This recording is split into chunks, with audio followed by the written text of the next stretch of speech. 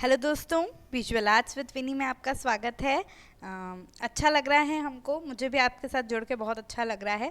हम लोग western art की टाइमलाइन कर रहे हैं और बाइजेंटाइन कला धीरे धीरे धीरे करके हम लोग आज बाइजेंटाइन कला पे आ चुके हैं दोस्तों पहला वीडियो हो चुका है बाइजेंटाइन का और आज हम पार्ट 2 देखेंगे, तो जल्दी से बताएंगे। उससे पहले thank you so much for your support, for your all time support. बहुत अच्छा लगता है मुझे जब आप लोग अप्रिशिएट करते हैं तो दोस्तों। और बिल्कुल आप लोग बस यही इसी तरह से पढ़ते जाइए। मेरा विश्वास है मैं आपको मोटिवेट करूँगी कि अगर मेहनत अच्छे से करी है तो ज़रूर अपने गोल में आप सक्सीड होंगे। ठीक है, तो हम लोग ये सब कुछ देख चुके थे। देखिए ये सब पार्ट 1 में है। अगर फर्स्ट टाइम ये वीडियो देख रहे हैं तो प्लीज़ पहले पार्ट 1 देखिए, चैनल के बाकी वीडियोस देखिए, चैनल को सब्सक्राइब करें, वीडियो लाइक करें, शेयर करें। एंड अगर ये वीडियो इसका फर्स्ट पार्ट आपको नहीं मिल पाता है प्लेलिस्ट में तो उसका लिंक भी आपको मेरे इस वीडियो के डिस्क्रिप्शन बॉक्स में मिल जाएगा। That is part Byzantine art part 1। तो हम लोग इसमें देखिए ये सब कुछ देख चुके थे, बेसिलिकास और इम्पॉर्टेंट आर्किटेक्चर्स और कितने 4 प्रकार के हुए हैं, वो सब चीज़ें हम लोग बहुत अच्छे से देख चुके हैं। देख लीजिए आप, है ना।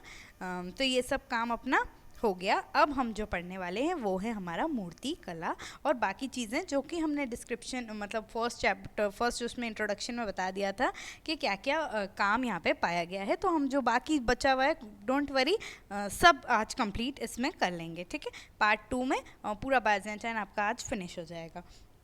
ठीक है, तो शुरू करते हैं, एकदम रेडी हो जाइए। बाइजेंटाइन पढ़ते हैं आज, उसका सेकेंड पार्ट पढ़ते हैं, मूर्ति कला। अब देखिए आर्किटेक्चर तो देख लिए किस तरह से डोम बेसिलिकास बनी, डोम्स बने, बेसिलिकास सिंपल और क्रॉस शेप चर्च और कितने सुंदर सुंदर तरीके का आर्किटेक्चर था वो सब हम देख लिया है। उसमें इम्पॉर्टेंट बिल्डिंग्स और सब कुछ उसको ऑलमोस्ट देख लिया है। लेकिन अब हम मूर्ति में देखते हैं कि वहाँ पे मूर्ति कला, जैसे क्योंकि चर्च वो हुआ, ईसाई धर्म आगे बढ़ा, तो मूर्तियों की क्या क्या उनको ज़रूरत पड़ी, किस तरह से चर्च को डेकोरेशन के लिए मूर्तियाँ मिली और बहुत चीज़ें हैं कि कैसा क्या हुआ। तो आइए हम लोग ज़्यादा कुछ अपने मन से डिस्कस करते हुए स्टार्ट करते हैं दोस्तों। तो बाइजेंटाइन प्रस्तर मूर्ति शिल्प के प्राचीन उदाहरण बहुत कम मिले हैं दोस्तों। आप बोलेंगे कि मैं इतना डिटेल में क्यों बताती हूँ, तो वो मैं इसलिए बताती हूँ कि ताकि कैसे भी क्वेश्चंस आएँ आप लोग बहुत इजीली क्रैक कर पाएँ, क्योंकि हमें उसका डिटेल पता है ना। क्योंकि एग्ज़ाम के questions is not so easy कि जो पेपर पैटर्न आता जाता है वैसे ही आएंगे, नहीं। हमको सब हर बार नए नए बनते हैं, इसलिए आप ऐसा मत समझिए। अगर आप डिटेल में पढ़ेंगे तो कॉन्फिडेंट रहिए कि फिर आंसर क्वेश्चंस इन्हीं में से बनेंगे, इससे बाहर क्या लेके आएगा एग्जामिनर। ठीक, क्वेश्चन पेपर वाला।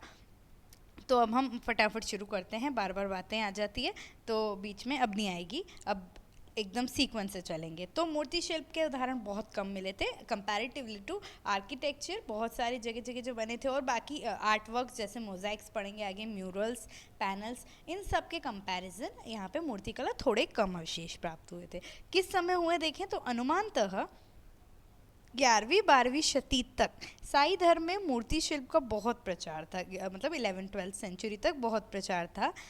इसमें बड़े सिर, फटी फटी आँखें, भोड़े अनुपात आदि इसकी विशेषता जो चित्रों की अपेक्षा मूर्तियों में अधिक दिखते हैं। मीन्स पेंटिंग में भी दिखता है। देखिए जो हमने एंशियंट क्रिश्चियन में भी देखा था कि थोड़ी सी आँखें फटी फटी, मतलब ऐसे देखिए ना, वैसे बड़ी बड़ी आँखें और बिल्कुल फटी हुई, एकदम खुली हुई, कुछ ज़्यादा ही उस प्रकार की आइज़ वर्क और ये सब था उसमें। और अजीब सा प्रपोर्शन था, है ना। और बोलेंगे कि भोड़े अनुपात, दैट मीन्स जो उसका प्रपोर्शन है वो भी बहुत अजीब सा था। ठीक है, इन रफ सा था, रफली उस प्रकार सी चीज़ें इनकी मीन्स नॉर्मल कॉमन कैरेक्टरिस्टिक्स थी। आगे देखते हैं तो चर्च में अभी भी कई सजावटी नक्काशी मौजूद है। आज भी चर्च में जो ये सब नक्काशी का काम है, रिलीफ्स एंग्रेव करते थे, कार्व करते थे उसमें, तो वो सब चीज़ें आज भी चर्च में मौजूद है। सॉरी, इसमें कई छोटे हाथी दांतों की नक्काशी, मीन्स वो नक्काशी आइवरी मतलब हाथी दांत से है, और जो ज़्यादातर पैनल पर है। अब पैनल आप समझेंगे तो एक स्क्वायर ऐसा वो होता है, वो आइवरी शेप से भी बनता है ना। वो शेप डिपेंड नहीं करता, रेक्टेंगल भी हो सकता है, लेकिन छोटे छोटे होते हैं, है ना। और स्टोन से होता है, वुड से होता है। तो ऐसे छोटे पैनल्स के ऊपर फिर ऊपर कार्विंग करते हैं या पेंटिंग्स बनाते हैं, आगे हम देखेंगे पैनल पेंटिंग्स भी। तो इस तरह का ऐसा पैनल की में भी एनग्रेविंग्स होती थी। जब दो छोटे नक्काशीदार पैनल मीन्स हम दो छोटे पैनल्स को एक तरफ जोड़ देते थे तो उसको बोलते थे डाइपिट्स, है ना। डाइपिट्स और वैसे ही तीन जोड़ देंगे तो ट्राइपिट्स, ऐसा सोन, मतलब जितना जिस तरह के पैनल्स जोड़ेंगे उस तरह का हमको नेम्स वो ऐसे करते थे। ठीक, इन जनरल है, कोई इतना उसमें टेंशन की बात नहीं।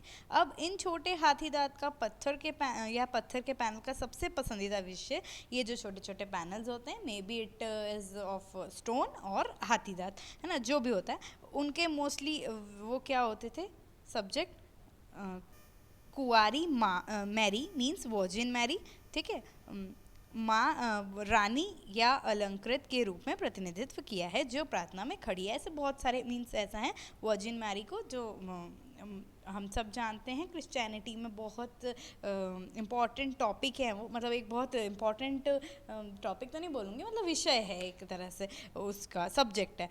तो वही चीज़ है, वर्जिन मैरी की अलग अलग उसमें प्रार्थना करती हुई उस प्रकार से पोस्चर्स में मिले हमको पैनल्स।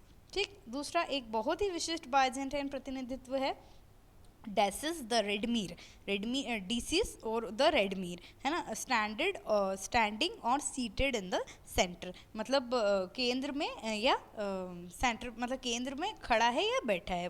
कैसे, ये देखिए, ये है जो है ये रेडीम है, यहाँ पे ये देखिए बैठे हुए हैं, ये खड़े हुए हैं, इस तरह की ये भी पैनल्स है। ये देखिए ये पैनल्स 1 2 3 4 5 6 ऐसे 6 पैनल्स को जोड़ के ये इस तरह का काम यहाँ पे मौजूद है।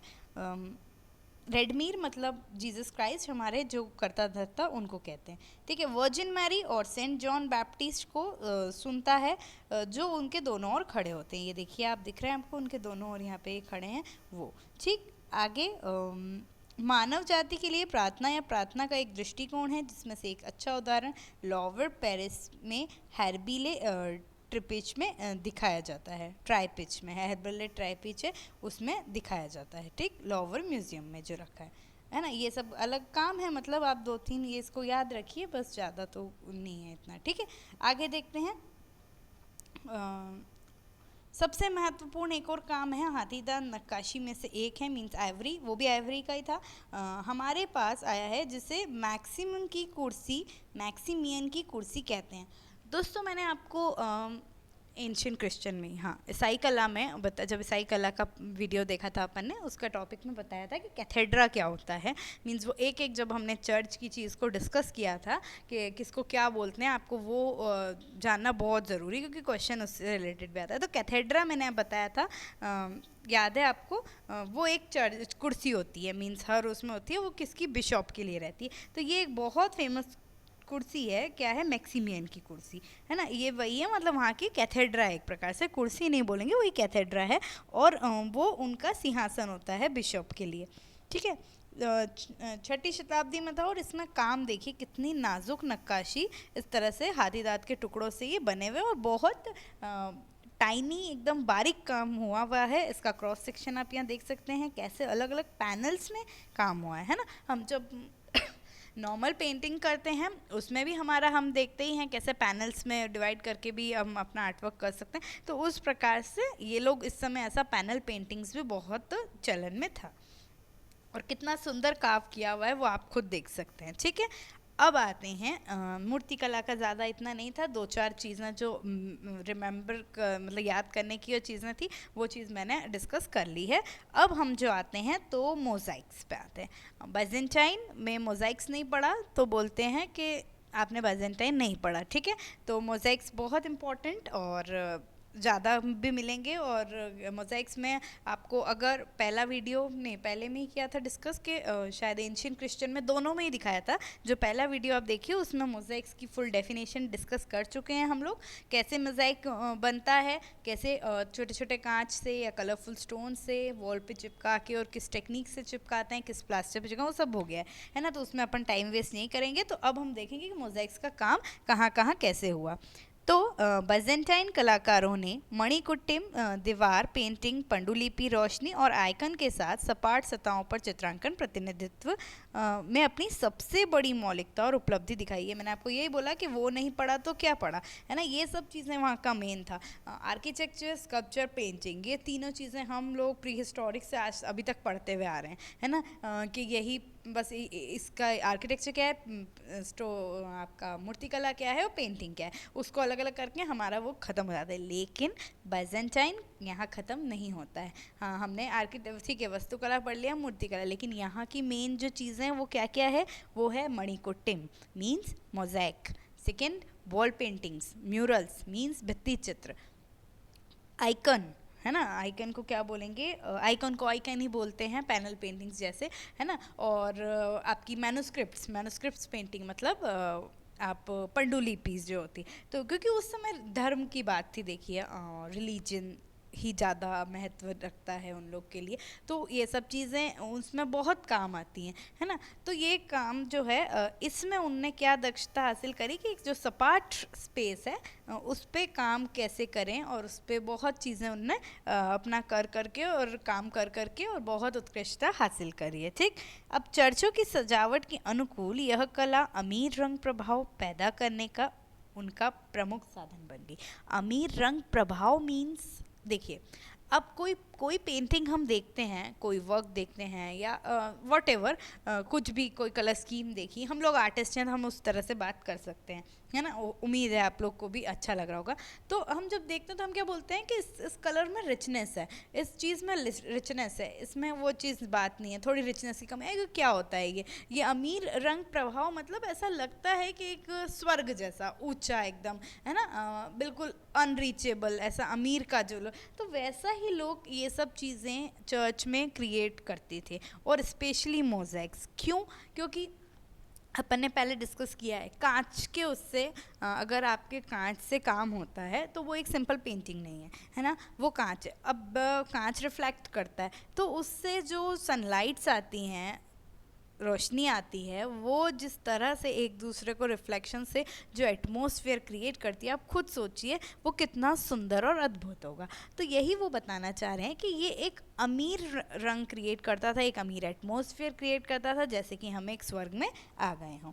सटीक शारीरिक रचना और परिप्रेक्ष्य की अवहेलना की गई, मीन्स एकदम एग्जैक्ट एनाटॉमी और पर्सपेक्टिव को की अवहेलना की गई, मीन्स इतना प्रॉपर वो नहीं था, ऐसा बोल रहे हैं। एक पृष्ठभूमि के रूप में शास्त्रीय शैली के परिदृश्य का उपयोग करने के बजाय आकृतियां सुनहरी रोशनी से घिरे हुई ही मानो वे अंतरिक्ष और समय के बाहर है। देखिए अब एक नॉर्मल पेंटिंग्स के उससे देखें तो एक प्रॉपर बैकग्राउंड चाहिए आपको, है ना, एक ग्राउंड चाहिए, एक फोरग्राउंड चाहिए। हम एक जिस तरह से मैं एक इन जनरली एक टेक्निकल बात कर रही हूँ कि जब हम प्रैक्टिकल में देखते हैं तो हमको भी ये होता है कि हमारा फिगर है, उसको हमें एक प्रॉपर फोरग्राउंड देना है, प्रॉपर बैकग्राउंड मतलब पृष्ठभूमि और अग्रभूमि ये देना है, ताकि वो हमारा कॉम्पोजिशन हो चाहे हमारा पेंटिंग हो वो बैलेंस लगे। ये हम इन जनरली दोस्तों बोलते हैं, और यही होता है ना, कि वो अगर आप कुछ काम भी कर रहे हैं तो अगर वो बैलेंस नहीं दिखता है, उसकी फोरग्राउंड बैकग्राउंड डिस्टर्ब होती है, तो हम बोलते हैं इट्स नॉट बैलेंस। लेकिन यहाँ पे भी यही बता रहे हैं कि वो बैलेंस नहीं था, मींस एक प्रॉपर उनकी के बैकग्राउंड, अगर ये खड़ा है तो ये ज़मीन पे खड़ा है कि आकाश पे खड़ा है, ये आपको समझ नहीं आता, है ना। मैं एक आम भाषा में बता रही हूँ। वो कैसे, कुछ भी चीज़ हो, आगे देखेंगे आप, इसको नोटिस करना कि कुछ भी फिगर हो उसको वो लाइट से एक वो कर देते थे, बस उससे ऐसा लगता था कि जैसे मानो वो एक अंतरिक्ष में है, उड़ रहा है, खड़ा है, बैठा है, वो समझ नहीं आता था, है ना। कि उस क्यों, क्योंकि एक ऑब्वियसली बैकग्राउंड आपको उस तरह का स्पेस नहीं मिल पा रहा, तो आप वो नहीं कर पा रहे हैं। ठीक, सर्वशक्तिमान के अपने गर्भधान के अनुसार सॉरी आगे बढ़ते हैं, कहाँ था, पहनावे में सिलवटें और वस्त्र भारी है। सर्वशक्तिमान के अपने गर्भधान के अनुसार सब कुछ गहरा है। पूरे चर्च का उद्देश्य स्वर्ग का प्रतीक है, मीन्स इस प्रकार का है काम गहरा। और मैंने ये चीज़ पहले डिस्कस कर ली कि उस तरह का ऐसा एटमॉस्फेयर है जैसे कि लाइक इन हेवन, और बिल्कुल होगा क्योंकि उसका जो पेंटिंग्स है, उसका आर्ट वर्क्स है, अंदर इंटीरियर है, वो इसी प्रकार का था जो ऐसा माहौल क्रिएट करता है जैसे कि मान लो हम लोग स्वर्ग में आ गए हैं। उनका जो मान लीजिए पेंटिंग्स का जो सब्जेक्ट भी है उसमें ड्रेसअप है, मानव आकृति का ड्रेसअप है, वो भी हैवी है बिल्कुल। तो ऐसा एक राजसी थोड़ा सा हमको सोच में आती है। ठीक, आगे देखते हैं। अब हम इसका मोज़ाइक वर्क देखते हैं, थोड़ा सा देखेंगे, बढ़िया सुंदर सुंदर है ना। तो क्या है, डेफने के चर्च, डेफने में जो चर्च है वहाँ पे 11वीं शती का काम है। तो मंदिर के गुंबद में सार्वभौमिक शासक के रूप में एक उदारकर्ता का एक बड़ा धड़ है ना, नाबिया से घिरे हुए। अब देखो आप बताते हैं। हाँ, तो मैंने आपको पहले बताया क्या था कि बेसिलिका में डोम होता है ना। इस प्रकार से डोम बेसिलिका है ना, डोम्स बनने लगे। अब डोम ऊपर से तो हमको पता है, ऊपर से बाहर से भी दिख रहा है, लेकिन अंदर से क्या, अंदर में भी उसको एक प्रॉपर उसकी ज़रूरत होगी कि नहीं होगी। आप खुद ही सोचिए, अंदर ऐसा सपाट थोड़ी छोड़ देंगे। जब इन लोगों ने अपना एक आइडेंटिटी बनाया डोम बाइजेंटाइन के टाइम पे, तो यार वो उसको ऐसा तो नहीं छोड़ देंगे, उसके लिए भी कुछ काम करेंगे। तो यही चीज़ थी कि जो ये आपको दिख रहा है, ये एक बहुत फेमस मोज़ाइक है। तो ये कहाँ पे है दोस्तों, ये सेंटर ऑफ द डोम है, centre of the whole basilica है, उसमें है, बिल्कुल बीचों बीच डोम के उसमें बनाया गया है। और उसमें जीसस क्राइस्ट को, ईसा मसीह को कैसे बनाया गया, एक उदारकर्ता सार्वभौमिक शासक जो हमारा पूरा दुनिया चला रही है, उस प्रकार से उनको ऐसा किया गया है। साथ साइड में बाउंड्रीज हैं जिन्हें उनका स्क्रॉल पर लिखा गया है, जो संवेदनशील निर्माता और उद्धारक के रूप में जाना जाता है। इस प्रकार से वो उसमें वो हाथ में जो भी पुस्तक लिए, ऐसा कि वो पूरे सृष्टि को की निर्माता हैं, डायरेक्टर हैं, और इस तरह से उनने उसको ये आपको ऐसा उनका एक सुंदर मोज़ाइक दिखाया गया है। एक और है, देखिए, तो अभ्राण्य में वानर के शंख में, मीन्स जो सेंचुरी था, एप्स इन द सेंचुरी, समझ रहे हैं आप, है ना। तो उसमें क्या है, ये जो वानर का शंख है उसमें वर्जिन मैरी को रिप्रेजेंट किया गया है ना, उनको उनके चारों ओर स्वर्गदूतों के साथ, ये इनकम्प्लीट है, दूसरी है कुछ, है ना, के सतौर और वर्जिन के जीवन के दृश्यों का एक चर्च नॉर्टेक्स में दिखाया गया है। ये सब अलग अलग सीन्स की बात हो रही है ना। ये सब चीज़ें उधर उधर ही डेफने में बताया गया है। और गुंबद के नीचे पेडेंट और मंदिर की दीवारें जहाँ वे 3 गुना अंगूठी बनाते हैं, इस तरह का ये सब काम यहाँ पे दिखा है। अब मोज़ाइक के सबसे शानदार उदाहरण कॉन्स्टेंटिनोपल के चर्चों में है, हजिया सोफिया जहाँ पे है हमारे फेमस, उसमें भी थे, है ना। यह शहर जब गिरा, जैसे बहुत अच्छे ये ऐप्स में भी बना हुआ है, देखो मैंने पहले जो डिस्कस किया ना आपको, गुंबद के नीचे, और ये सब चीज़ें एक इसमें भी बना गया है ना। आप थोड़ा सा देख लें, यहाँ पे भी इस तरह का ये मोज़ाइक, ये जो हमारी एक इनका एक पेटेंट है, उसमें यहाँ पे भी मोज़ाइक एक बहुत सुंदर फॉर्म्स में मिलते हैं। आगे उनके शानदार उदाहरण कॉन्स्टेंटिनोपल में मिलते हैं, लेकिन जब वो शहर गिरा, हम लोग जब इंट्रोडक्शन में बात करें किस समय वो गिरा, तो उस समय अब उसको ऑब्वियसली वाइट वॉश कर देते थे। ये जब चीज़ें तो चलती आ रही है, उनको जिसकी कला नहीं समझ आती वो उसको वाइट वॉश करा देते थे, उन लोग के लिए उसका कोई वैल्यू नहीं होता था। तो ये काम भी यहाँ पे भी बहुत जगह हो गया ऐसा काम। ठीक, बाद में 9वीं शताब्दी में जब बेसिल वन का युग आया, mean second golden age, BECIL one, ठीक है, जस्टिनियन फर्स्ट, ये इंट्रोडक्शन बात की है अपन। तो उनके शासनकाल के दौरान कॉन्स्टेंटिनोपल ने मोज़ाइक कला का एक और फूल था, एक उदाहरण जो हजिया सोफिया के नार्थेक्स को दर्शाता है। क्या है भैया, तो देखिए नार्थेक्स वाले एरिया में बहुत सुंदर मेडोना और बच्चे को, ये वाला जो है ये आपका मोज़ाइक, ये फुल काम है, और ये बीच का सेंटर है। ठीक, उसमें क्या है, जो मेडोना है वो अपने बच्चे मतलब जीसस क्राइस्ट को अपने गोद घुटने पे लेके बैठे हैं। देखिए इस तरह से वो एक सिंहासन पे बैठी हैं मेडोना, है ना, एक सिंहासन पे रानी के प्रकार से, और उनने जीसस क्राइस्ट को अपने गोद में बिठा रखा है। जीसस क्राइस्ट ने भी क्राउन पहन रखा है, ठीक है, एकदम येलोइश ड्रेस में, बिल्कुल वो भी राजकुमार के तरह। और जो ये दो हैं, ये दो जने कौन हैं, तो एक आपके जस्टिनियन जी हैं, दूसरे आपके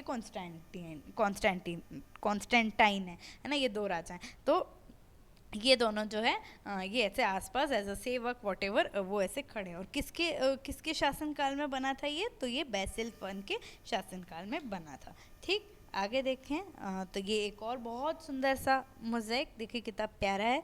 उन्होंने मणिकुट्टम पैनल की एक जोड़ी को, ये भी पैनल में है, देखिए पैनल में मोज़ेक है। हाँ, वो सब चीज़ें सबका अलग अलग था, कोई एप्स पे बना था, कोई आपका क्या पे डोम पे बना था, है ना, हमने देखा उसको। पर ये क्या पे एक पैनल सिंपल बना गया है। ये पैनल की एक जोड़ी क्यों, रेवेना के सैन विटेले, सेकेंड गोल्डन एज का जो देखा था हमने, रेमेना का सेंट विटेले है, उसके चर्च में के लिए चुना है। इस चर्च के उद्घाटन समारोह में जस्टिनियन और सामग्री थियोड्रा की व्यक्तिगत उपस्थिति का स्मरण कैरपेनल जस्टिनियन और उसके रेटिनियो पर सम्राट एक पवित्र पोत ले जाते हुए दिखाई देते हैं। मीन्स उनको ऐसा दिखाया गया है इसमें कि जो जस्टिनियन है वो और उनके रेटिन्यू मीन्स उनके साथ वाले जो हैं, वो एक बहुत पवित्र पोत, ये हाथ में आपको दिख रहा है उनके, ये वाला, ये है ना, हाथ में ले जाते हुए, और किसके स्मरण पे, वो कुछ वॉटेवर उनके थियोड्रा की कुछ काम उस पर, मतलब वो ले जाते हुए दिखे हैं, बस इतना। ठीक है, अपन उस पर क्या डिस्कस करें इतना। ठीक है, अगला देखते हैं, देखो क्या है। तो अगला ये भी बहुत प्यारा है, बिल्कुल आई लाइक इट। तो क्या है ये, दूसरा पैनल है ये, किसका, रानी थियोड्रा का है। उनने क्या है, वो भी अपने परिचारकों के साथ दिखाई दी हैं। ये रही रानी, इनका क्रॉस सेक्शन देखिए, ये सब मोज़ेक वर्क है ना, ये सब कुछ आप देख सकते हैं। तो वो अपने उनके साथ दिखाई गई हैं इसमें। और साथ में क्या है देखिए, तो उनके बाएं और ये लेडीज़ हैं, ये वेट कर रही हैं, और इस तरफ एक व्यक्ति है जो दरवाजे को पर्दे को खींच रहा है। ठीक है, तो इस तरह का ये पूरा पैनल है, ये भी हमें कहाँ प्राप्त हुआ है। ठीक, अब देखते हैं, मोज़ेक हो गया, मोज़ेक का बहुत प्यारा प्यारा काम देखा। अब हम देखते हैं म्यूरल्स, है ना, भित्ति चित्र। तो बहुत समय तक बाइजेंटाइन कला को एकरस, कठोर और कुरुचिपूर्ण, भड़कीली समझा जाता था। मीन सब मोज़ेक और ये सब ही ऐसा थोड़ा बहुत था, थोड़ा कलर स्कीम भी होगा तो उनको ऐसा बहुत अजीब सा समझा जाता था। यूनान, रोम, कोपाडोसिया, मकदूनिया, यूगोस्लाविया, बुल्गारिया तथा माउंट एथोस में उपासना ग्रहणों में भी महत्वपूर्ण भित्ति चित्रण का अंकन हुआ। फिर इन जगह पे इम्पोर्टेंट म्यूरल का अंकन हुआ। इनमें मुखाकृतियाँ एवं शरीर सम्मुख स्थिति में है ना, मतलब फ्रंट पोस्ट में है, और बॉर्डर आदि समतल है, मीन्स फ्लैट है एकदम बॉर्डर वगैरह, और वस्त्रों की सिकुड़न ज्यामितीय रेखा मात्र है, मीन्स एक ज्योमेट्रिकल टेक्सचर टाइप्स का है, क्या है कि वस्त्रों की रेखा म्यूरल्स में। ठीक है, बाइजेंटाइन कला की 4 मुख्य तकनीक आरंभ हुई म्यूरल में। लकड़ी के छोटे पटरों पर संत आदि की आकृतियाँ मोम से बनाई गई। ये एक टेक्निक से थोड़ा सा याद रखिए, ज़्यादा डिटेल में नहीं जाने का इसमें, है ना। लकड़ी के पत्रों पे बनाते थे, मोम से बनाते थे संत और इनकी आकृतियाँ। खाल की पांडुलिपियाँ पर, जो पांडुलिपियाँ मैन्युस्क्रिप्ट्स होती थी खाल की, उन पर लघु चित्र अंकित किए गए। ये सब हम डिस्कस कर चुके हैं, बट ये फिर से आ गया तो ठीक है, देख लेते हैं, है ना। उस पर वो करते थे। इसमें छोटे चित्र प्रथम टेक्निक के समान है, मीन्स जो ऊपर मोम से बनाने वाले, और दूसरे भित्ति चित्र से प्रेरित थे, और भित्ति पर मोज़ेक का काम भी होता था, और चौथी चीज़ जो फ्रेस्को टेक्निक है, वो चीज़ें भी यहाँ पे काम होती थी। अब बाइजेंटाइन चित्रों की शैली टेक्निक की विभिन्नता पर आधारित थी, मीन्स जो टेक्निक की अलग अलग टाइप्स हैं उस पर आधारित थी। मतलब कभी कोई कुछ टेक्निक्स, कोई कुछ टेक्निक ऐसे यूज़ करते थे। बाइजेंटाइन भित्ति चित्रों के विषय सुंदर दृश्य संयोजन, अच्छा सा कंपोजिशन, महान पुरुषों तथा दिव्यात्माओं की यथार्थपरक आकृतियाँ। महान पुरुषों दिव्यात्मा का आप समझ रहे हैं, Jesus Christ, Virgin Mary, John Baptist, और जो भी हो, मतलब पॉल पीटर्स, सब कुछ उन लोगों के महान पुरुष एक तरह से उनको कंसिडर किया जाता था at the time of Christ period. वो लोग रहे और उन्हीं की हम पेंटिंग्स को आगे वो कर रहे हैं। तो वही बोल रहे हैं कि उनका मेन विषय वस्तु इसी प्रकार का था। जैसा मोज़ेक्स में भी हमने देखा, हमने इसका मूर्ति कला में भी देखा, वही चीज़ भित्ति कला में थी, और सॉरी म्यूरल्स में थी, और यही चीज़ आगे हम पढ़ते हैं, जिनमें पृष्ठभूमि का कोई भी विचार नहीं किया जाता है। ठीक है, यही चीज़ बताइए, बैकग्राउंड का कोई विचार भी नहीं किया जाता है, उस तरह के बस सीधे सपाट काम होता है। देखिए आपको ये मैं इसमें बताती हूँ, देखिए कोई इस तरह का कोई ऐसा बैकग्राउंड फोरग्राउंड डिवाइजन है ही नहीं, एकदम फ्लैट काम होता था इसमें। ठीक, तो वही हम देख रहे हैं आगे। आकृति विरोधी प्रवृत्ति, ये क्या था, इस समय चला था, देखिए 729 843 ईसा के समय। बाइजेंटाइन युग में लगभग 100 वर्ष का युग ऐसा रहा जब आकृति चित्रण का निषेध कर दिया।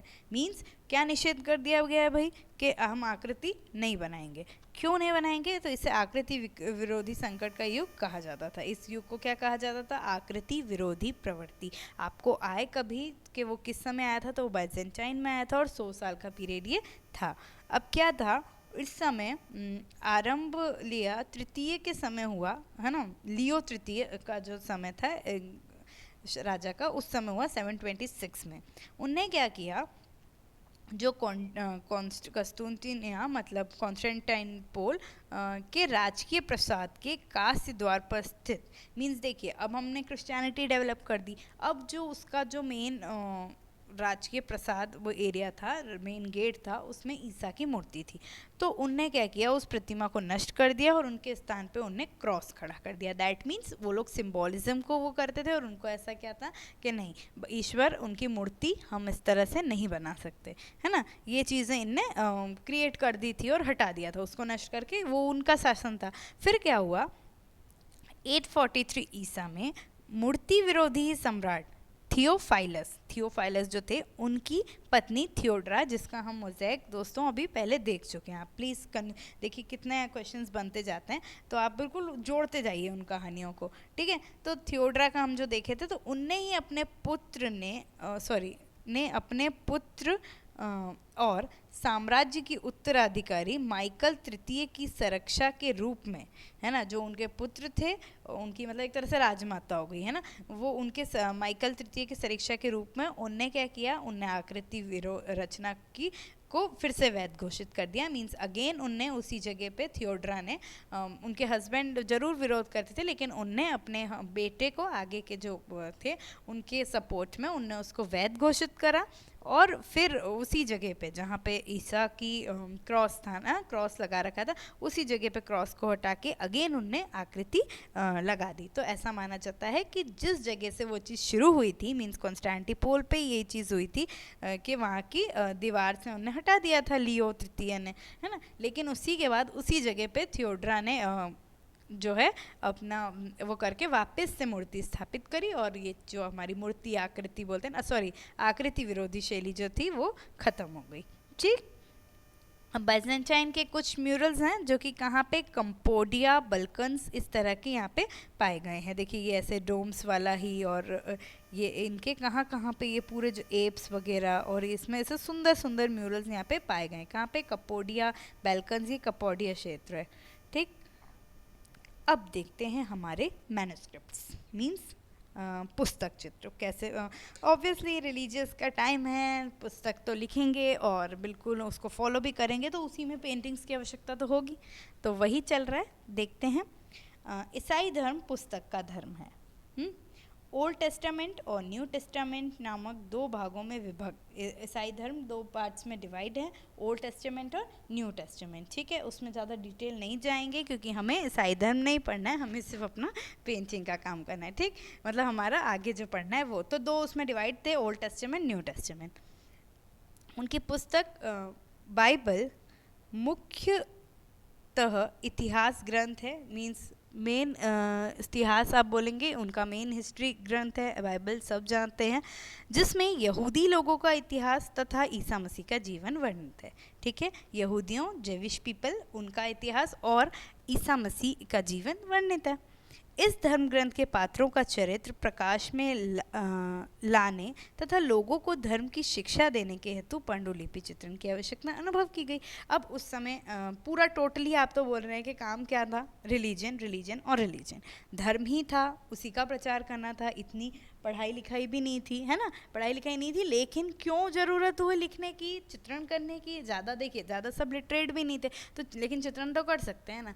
तो वही चीज़ लोगों को प्रचार करना था, धर्म का प्रचार बढ़ाना था, लोगों को जागृत करना था, तो उसके लिए पांडुलिपि चित्रण की आवश्यकता होने लगी। आज यह कहना कठिन है कि ईसाई धर्म का चित्रण पहले पांडुलिपि पे हुआ या दीवारों पे। अब ये हम नहीं कह सकते कि भाई पहले दीवारों पे, मतलब म्यूरल्स पेंटिंग वो लोग करने लगे लोगों को प्रचार करने के लिए, लोगों को जागरूक करने के लिए गया, जब पांडुलिपियाँ लिखी गई, ईसा मसीह का जीवन लिखा गया, तो तब वो लोग पेंटिंग्स पहले किए। उसको ये नहीं कह सकते कि वॉल पेंटिंग्स को देख के उनने अपनी पांडुलिपि में पेंटिंग्स बनाई, या पांडुलिपि को देख के सोचा कि इसी को वॉल पे बना दे। ये सब चीज़ें एक हिस्ट्री है, इसको हम नहीं डिस्कस कर सकते, है ना। कहीं कहीं लेकिन ऐसा माना जाता है कि कहीं कहीं वॉल पेंटिंग्स को देख के पांडुलिपि लिखने के लिए उनने अपना एक आदर्श मिला, और कहीं कहीं पांडुलिपि को देख के वॉल पेंटिंग्स किया। तो ये चीज़ें हो सकता है, ठीक है। आगे, दिव्य संदेश तथा अष्टाध्याय अथवा अष्टक पुस्तकों के प्रायः प्रत्येक अंश अथवा पदे का चित्रण करने की परंपरा आरंभ हुई, है ना, जिसमें संपूर्ण घटना चित्रों के द्वारा क्रमशः उसी भांति प्रस्तुत किया जाने लगा जिस प्रकार आजकल व्यंग चित्रों की पट्टियाँ की द्वारा प्रस्तुत किया जाता है। देखिए, जो व्यंग चित्र कार्टूनिस्ट हम जानते हैं किस तरह से एक सीक्वेंस, एक पट्टियाँ तैयार की जाती है, एक स्क्रिप्ट तैयार करी जाती है, एक के बाद एक जो सीक्वेंस शो करता है। तो उसी तरह का हम एक आज का देखें तो उसी तरह का पैनल्स, उसी तरह का चित्रण मैन्युस्क्रिप्ट्स में भी तैयार किया जाता था, जो एक पूरी कहानी एक प्रकार से शायद बयान कर देता है। तो वो यही बताना चाह रहे हैं। आगे, यूनानी रोमन युग में पैपिरस की कुंडलियाँ प्रचलित थी, मींस पैपिरस पेपर्स उस पर लिखते थे। जोशुआ कुंडली जो कील की है 11वीं शती में, वो मानी जाती थी, ठीक। विभिन्न पांडुलिपियाँ चित्रों में घटनाओं और दृश्यों को प्रायः एक समान विधि से प्रस्तुत किया गया है ना। जो घटनाएं हैं, जो दृश्य हैं, उसको एक ही टेक्निक से ऑलमोस्ट दिखाया गया है। संभवतः आरंभ में कुछ निश्चित रूपों के आदर्श थे जो यहूदी अथवा यूनानी रोमन आकृतियों पर आधारित थे, जो पहले थे, है ना। क्योंकि ऑब्वियसली हम वहीं से आगे बढ़े हैं तो बिल्कुल वो कुछ ना कुछ तो उसका रेफरेंस आएगा ना। इन्हीं से किंचित परिवर्तन करके अनेक संतों तथा ईसा मसीह की आकृति का विरोध किया गया, है ना। इसी पे आगे किंचित करके जो इनके फिगर्स हैं उसका अपोज किया गया है, उसको चेंज करने के लिए।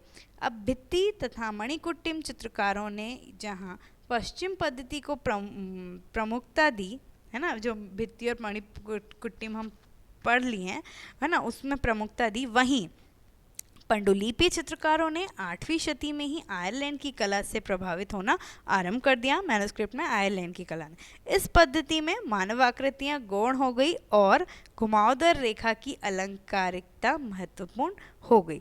अब इस उसमें क्या हो गई कि एक तरह से बोलेंगे जो मानव आकृतियाँ हैं वो सेकेंडरी हो गई, है ना, गौण हो गई, और जो घुमावदार रेखा की अलंकारिकता हैं, राउंड राउंड राउंड लाइंस की, वो थोड़ी सी इम्पोर्टेंट हो गई। कब?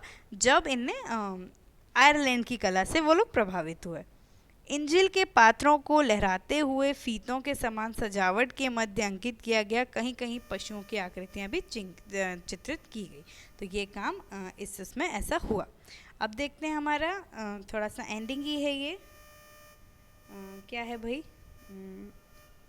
पैनल चित्र और लघु चित्र। अब ये क्या है आप बोलेंगे, तो ये लास्ट ही है, मीन्स ये काम पैनल्स हम कब से डिस्कस कर रहे हैं, उसी छोटे छोटे पैनल्स पे पेंटिंग की तरह काम होना, वो पैनल चित्र होते हैं। आरंभिक बाइजेंटाइन शैली में जो पैनल चित्र बनते थे उनमें प्रायः अकेली आकृतियाँ ही अंकित की जाती थी, ठीक है। क्या डिफरेंस है देखिए, आप बोलेंगे ना कि म्यूरल्स में, तो इसमें मोस्टली क्या होती थी, अकेली आकृतियाँ ही बनती थी आरंभिक बाइजेंटाइन में। शने शने मतलब पहले जो आरंभिक बाइजेंटाइन, एक तरह से आप आरंभिक ईसाई कला ही ले लें, वो आसपास जो समय, फिर धीरे धीरे क्या हुआ, धार्मिक आख्यानों का दृश्यांकन भी आरंभ हुआ, जिसके कारण मानवाकृतियों की संख्या बढ़ने लगी, है ना। फिर जो वो उसका बैकग्राउंड उस तरह से बनने लगा, तो उसके कारण संख्या भी बढ़ने लगी ऑब्वियसली। 15वीं शती तक अंक प्रकार का चित्रण होने लगा, किंतु इस प्रवृत्ति के आरंभ में न्यू टेस्टामेंट के अनुसार ईसा के जीवन से संबंधित कुछ निश्चित घटनाओं का ही अंकन होने लगा था। मींस अब जो उनकी घटना है उनके जीवन से रिलेटेड है, तो ऑब्वियसली एक आकृति में वो पूर्ण नहीं होगा ना, तो मोर देन वन आकृति, उसमें वो काम धीरे धीरे शुरू होने लगा। कुछ दृश्य तो अनिवार्य रूप से बनने लगे, मींस कंपल्सरली कुछ दृश्य तो बनने लगे। ईसा के जन्म की भविष्यवाणी, जैसे जब ईसा मसीह होने वाले थे, ये सब चीज़ें दोस्तों आज भी हम चर्च जाएं तो हमें एक पेंटिंग्स उस प्रकार की मिलेंगी, हम नेट पे सर्च करें तो हमें मिलेगी। क्या कि जब ईसा का जन्म लेने वाले थे ईसा मसीह, तो उनसे पहले भविष्यवाणी हुई थी। तो ये सब चीज़ें पेंटिंग्स के फॉर्म में, पैनल्स के फॉर्म में मौजूद है। तो वही बोल रहे हैं कि उनकी ये कुछ दृश्य अनिवार्य हैं, और भी बहुत हैं, मैंने तो कुछ कुछ लिखे हैं ऐसे जो मुझे समझ आए। तो ईसा के जन्म की भविष्यवाणी, ईसा जी का जब, ईसा मसीह का जब जन्म हुआ, किस प्रकार हुआ, किस स्थिति में हुआ, उसकी बहुत पेंटिंग्स बनी और बहुत प्यारी है। ठीक है, ईसा ने जब दीक्षा ग्रहण करी, ईसा को जब सूली पे लटकाया गया, तो ये सब चीज़ें अपने अंदर एक एक दृश्य क्रिएट किए हैं, है ना। तो वो सब चीज़ें, वो इनका सब्जेक्ट है। ईसा का पुनः जीवित हो उठना, ईसा का स्वर्ग को जाना, यह सभी दृश्य अंकित किए गए हैं पैनल्स पे हो, चाहे मोस्टली मैं तो कहूँगी कि और चीज़ों में भी बहुत सब्जेक्ट्स हैं इनके, और पैनल्स के लिए स्पेशली हैं। ठीक, अब देखते हैं पैनल पेंटिंग के कई संप्रदाय इस युग में पनपे, है ना, बहुत सारे संप्रदाय पनपे। इन सब का उद्देश्य धार्मिक दृष्टि से पवित्र आकृतियों के छोटे छोटे अपने बनाना था। मीन्स एक पवित्र जो आकृतियाँ हैं उनके छोटे छोटे पैनल बनाना था, जिन्हें लोग पूजा के स्थानों अथवा अपने घर में उचित स्थानों पर रखे जाते थे। अब देखिए, जो चर्च हैं वगैरह, वो तो उतने बड़े बड़े आकृतियाँ, लेकिन सबके लिए ये चीज़ रीचेबल नहीं था ना, लेकिन पूजा पाठ सबको करनी थी। तो उसी प्रकार से इसलिए वो छोटे छोटे पैनल उनके बनाते थे और अपने घर पे रखने के लिए या छोटे पूजा गृह पे रखने को यूज़ करते थे। बाइजेंटाइन पैनल चित्रों का आरंभ 5वीं शताब्दी में हुआ था। संभवतः कॉन्स्टेंटाइन में बना ओवर लेडी ऑफ व्लादिमीर, ये जो है आपको दिख रहा है नीचे, वो कुमारी तथा शिशु का पैनल 12वीं शताब्दी का है, जो अब मॉस्को संग्रहालय में है। ठीक है, कैसे पीछे देखिए आप, येलो बैकग्राउंड एंड ऑल, और ये सब क्या है, अवर लेडी ऑफ व्लादिमीर, इस तरह का पैनल यहाँ पे मिला है। ठीक, आगे और देखते हैं। तो सूली के 14वीं शताब्दी के एक पैनल चित्र की शैली कॉन्स्टेंटिनोपल की कला बहुत अधिक निकट है। ये देखिए आप, सूली पे जो ईसा चढ़े, मैंने इस तरह से बताया था, वो भी लंबी आकृतियाँ, संयम, लय पूर्वक संयोजन इसकी विशेषता है। मोस्टली बैकग्राउंड येलो बाइजेंटाइन में होता है। ठीक, फिर क्या है, एथेंस के देवदूतों का सम्मेलन चित्र है। इसके अति प्रकाश ऊपर से हल्के सपाट रंगों से लगा दिया है। माइकल डेमस्केनस कलाकार इसका प्रधान प्रयोक्ता था। ये आपको दिख रहा है देवदूतों का सम्मेलन, ये दूसरा वाला। ठीक, तो ये जो काम है ये भी हमारा पैनल पेंटिंग्स के अंदर आता है। ठीक है दोस्तों, तो आज हमारा उम्मीद है ये बाइजेंटाइन आज कंप्लीट होता है, और अब जो हमारा अगला आएगा वो रोमनस्क आर्ट आएगा। बाइजेंटाइन का पार्ट 1 पार्ट 2 प्लीज़ दोनों देखिएगा। अगर ये देखा है तो आप पार्ट 1 देखिए, वो ज़्यादा, वो भी, उसमें भी बहुत कुछ है। तो और ये पढ़ेंगे तो ये एक मेडिवियल पीरियड का बहुत इंपॉर्टेंट टॉपिक आपका कवर होता है दोस्तों। तो प्लीज़ वीडियो कैसा लगा कमेंट सेक्शन में मुझे ज़रूर बताइएगा। और आपके मुझे पता है 1-2 अभी वीडियोस ऑन द वे हैं, मतलब जो आपको चाहिए, और वो बिल्कुल ग्राफिक्स का भी जल्दी आ जाएगा। आप तब तक इसको मैनेज कीजिए, और कुछ क्वेश्चंस के भी वीडियो जल्दी फटाफट दूंगी। थोड़ा प्रॉब्लम हो गया था टेक्निकल, इसलिए हम सॉरी लेट हो गए, लेकिन अब देरी नहीं होगी, जल्दी हम लेके आएंगे। रोमनस्क भी लाएंगे, और ग्राफिक्स का जो भी आपकी सीरीज़ कंटिन्यू चल रही है वो भी, ग्राफिक्स की पहले की वीडियोस देख के कंप्लीट रखिए, अपन फिर वो आखिरी 1-2 जो बची हैं वो कंप्लीट कर लेंगे। ठीक है दोस्तों, तो कैसा लगा वीडियो बताइएगा कमेंट सेक्शन पे। पसंद आया तो शेयर कीजिए, लाइक कीजिए, और चैनल को सब्सक्राइब करना बिल्कुल मत भूलिएगा। ठीक है, so wish you very all the best. Exam pass में है, जल्दी से पढ़ाई कर लीजिए, सब कुछ बहुत अच्छा होगा। Okay, so thank you so much.